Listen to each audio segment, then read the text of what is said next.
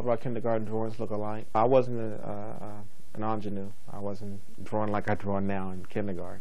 It started as a childhood pastime.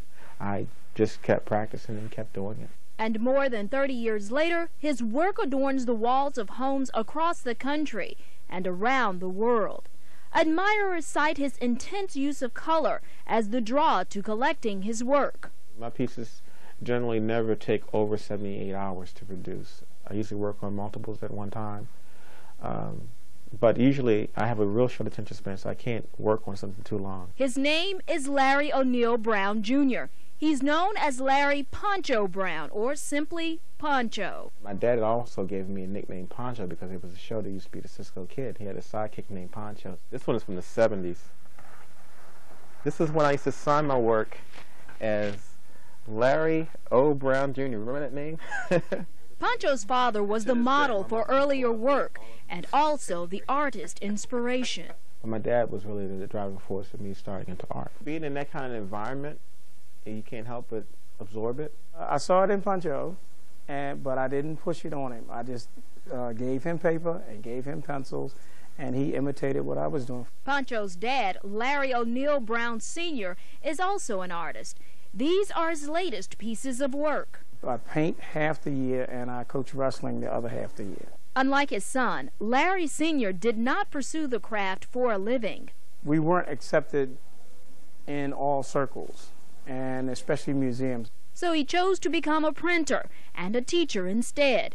Now he's learning the ropes from his son. I'm cool. That's my boy, and I'm through with, and any tips he gives me, I follow through as if I'm the student and he's the teacher. The artistic flair seems to flow in the blood of Brown men. And this is a real special drawing because now I'm going to fake, this is my son's. There's no word on his son's future, but Poncho's was sealed back in school. I had two teachers that were very instrumental in me doing art because they kind of made me take it more seriously.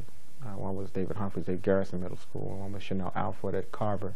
This is from 1980. This one is 20 years old already. If it wasn't for my high school teacher, I don't know what I really would be doing right now because I was challenged by the same things that all inner-city youth. Poncho says that at first he had no huge desire to continue his education once he finished high school, but a scholarship from the Maryland Institute College of Arts helped to change his academic future. He graduated from MICA in 1984 with a degree in photography and graphic design. His business took off shortly after that. 88 is when I did my first print. And in that time, I've gotten close to 200 images published. And then, on November the 10th, 1995, the unthinkable happened. Everything I'd done since age 17 was destroyed. The Hollins Street Exchange fire cost him more than $1.5 million. That fire burned 44 hours. 44 hours. Everything in that building was vaporized. It was just the most humbling experience I've ever been through. All of my journals from school, I had all my sketchbooks, I had all my little drawings that I did from age 8 to present.